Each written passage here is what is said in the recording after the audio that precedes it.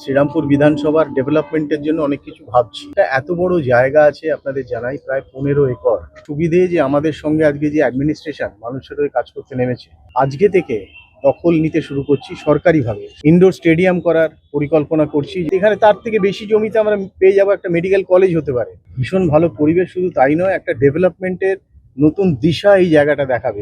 প্রায় বেশ কিছু দশক পর মন্ত্রী পেয়েছে শ্রীরামপুরবাসী এবং সেই মন্ত্রীর হাত ধরেই বদলাতে চলেছে শ্রীরামপুর বিধানসভার রূপরেখা।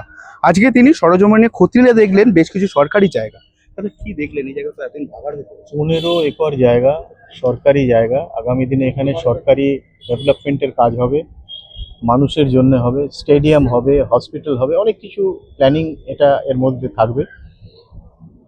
আমার আশা যে আগামী 3 বছরের মধ্যে এই জায়গাটা এমন একটা পরিবেশ সৃষ্টি করবে যেটা অর্থনৈতিক দিক দিয়েও এই এলাকার মানুষকে সমৃদ্ধ করবে। আমাদের মিউনিসিপ্যালিটিও অর্থনৈতিক দিক দিয়ে স্বাবলম্বী হবে এবং সাধারণ মানুষ থেকে আরম্ভ করে হুগলি ডিস্ট্রিক্ট, পুরো হুগলি ডিস্ট্রিক্টের কাছে এখানে যে স্টেডিয়াম হবে, ইনডোর স্টেডিয়াম, সেটা একটা ঐতিহ্যবাহী স্টেডিয়াম আমরা উপহার দেবো সারা হুগলিবাসীর কাছে। এটাই একটা বড়। স্বাস্থ্য এবং শিক্ষা মূল যেটা জিনিস, তার মধ্যে থেকে আপনি এখানে শিক্ষার মেডিকেল কলেজ করার কথা বললেন। ইচ্ছে আছে একটা 7 একর জায়গা লাগে মেডিকেল কলেজ, আর এখানে 15 একর জায়গা আমাদের আছে। আমি আমাদের মাননীয় মুখ্যমন্ত্রী শুভেন্দু অধিকারী মহাশয়কে বলবো যে হুগলিতে এত ভালো জায়গা, এত সুন্দর রেলের ধারে, কমিউনিকেশনের এত ফেসিলিটি এখানে, এখানে যদি একটা মেডিকেল কলেজ করা যায়, তার আবাসিক কেন্দ্র থেকে আরম্ভ করে সব কিছু হতে পারে, তো সেটা হুগলিবাসীর কাছে একটা পুরস্কার, একটা বিরাট বড় ব্যাপার হবে। তো সেটা নিয়ে আমরা সবাই মিলে চিন্তা করবো আগামী দিনে। শিল্প নগরী বলা হতো হুগলিকে। গঙ্গার ধারে দুধারে শিল্প গড়ে উঠেছিল, সেই শিল্প কিছুটা ধুঁকছিল আগে সরকারের জামানায়, কিন্তু এইবার আবার নতুন করে শ্রীরামপুরের মন্ত্রীর হাত ধরে সেজে উঠছে শ্রীরামপুর বিধানসভা তথা হুগলি। দেখুন, দীর্ঘদিন ধরে আমরা শ্রীরামপুর বিধানসভার ডেভেলপমেন্টের জন্য অনেক কিছু ভাবছি। তো এখানে একটা এত বড় জায়গা আছে, আপনাদের জানাই প্রায় 15 একর সরকারি জায়গা, ওয়েস্টেড ল্যান্ড। দীর্ঘদিন ধরে এটা পড়ে আছে, এটা নিয়ে আজ পর্যন্ত কোনোভাবে কোনো সরকার, মিউনিসিপ্যালিটি কিছু ভাবেনি। আমাদের সবথেকে বড় একটা সুবিধে যে আমাদের সঙ্গে আজকে যে অ্যাডমিনিস্ট্রেশন মানুষের হয়ে কাজ করতে নেমেছে, দেখছেন আমার পেছনে পুরো অ্যাডমিনিস্ট্রেশন দাঁড়িয়ে, আমাদের সমীরণ বাবু, আইসি সাহেব থেকে আরম্ভ করে ইঞ্জিনিয়ার যারা আছেন, বিএলও ডিপার্টমেন্টের সব, এনাদের তত্ত্বাবধানে, এনাদের মাধ্যমে আমরা এই জায়গাটা আজকে থেকে দখল নিতে শুরু করছি সরকারিভাবে। সরকারি জায়গা, দখল মানে বেদখল নয়, সরকারি জায়গা আমরা এটাকে দখল নেব। এবং সমস্ত শ্রীরামপুরবাসী, রিষড়াবাসীর কাছে আমার আগ্রহ যে আজকে যদি এটা আমরা নিয়ে আমাদের সরকারি কাজে লাগাতে পারি, আগামী দিনে এখানে আমরা একটা ইনডোর স্টেডিয়াম করার পরিকল্পনা করছি, যেটা আমাদের সরকার থেকে ছাড় দেওয়াই আছে অলরেডি, জায়গা পাওয়া যাচ্ছিল না। তার সঙ্গে সঙ্গে আমাদের আরও অনেক পরিকল্পনা আছে, যেমন আপনি ধরুন এখানে 7 একর জমি লাগে আমাদের একটা মেডিকেল কলেজ করতে, তো এখানে তার থেকে বেশি জমিতে আমরা পেয়ে যাবো একটা মেডিকেল কলেজ হতে পারে।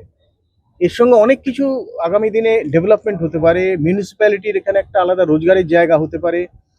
সাধারণ মানুষের ইকোনমিক্যাল ডেভেলপমেন্ট এখানে অনেক তাড়াতাড়ি গ্রো করে যাবে।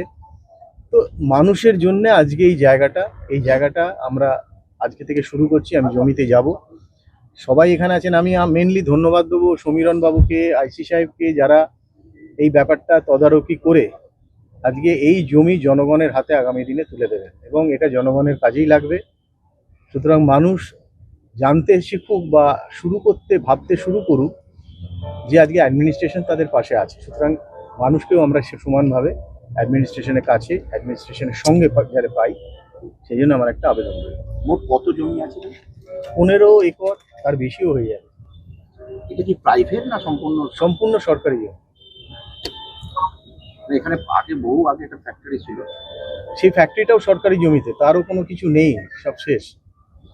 সুতরাং সবকিছুই দেখা হচ্ছে, আইনানুগভাবে সবকিছু হবে, বেআইনিভাবে কিছু হবে না। বৈদ্যবাটিতে তো বর্জ্য বিপণন কেন্দ্র রয়েছে, তবুও এইখানে কেন ফেলা হতো?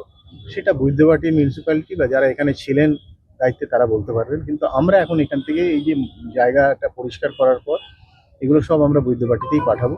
নর্মাল কোর্সে সেখানে যেরকম ক্র্যাশার মেশিন আছে, সেখানেই তারা তাদের মতন এটা করে নেবে। মানে আগামী দিনে একটা সুন্দর পরিবেশ এখানে পাবো। ভীষণ ভালো পরিবেশ, শুধু তাই নয়, একটা ডেভেলপমেন্টের নতুন দিশা এই জায়গাটা দেখাবে সারা শ্রীরামপুর বিধানসভা, এটুকু বলতে পারি। এরকম কি ভবিষ্যতে যেমন সরকারি জমি প্রচুর পড়ে আছে, এরকম আপনারা আরো উদ্যোগ নেবেন? আমাদের মাননীয় মুখ্যমন্ত্রী বলেই দিয়েছে যে সরকারি জায়গায় সরকারি কাজই হবে এবং সেখানে সরকারই নেবে সেই জায়গায় দখল বা তার দায়িত্ব। কেউ সরকারি জায়গা বেদখল করে রাখতে পারবে না। আগামী দিনে যেখানে যত সরকারি জায়গা আছে আমরা খুঁজে বার করব এবং সেইগুলোকে আমরা যাতে মানুষের কাজে লাগে সরকারিভাবে সেটা চেষ্টা করব। শ্রীরামপুর থেকে প্রীতম সাধুকার, বাংলা হাট। বাংলা হান্টের আরও খবর দেখতে নজর রাখুন। বাংলা খবর মানেই বাংলা হান্ট।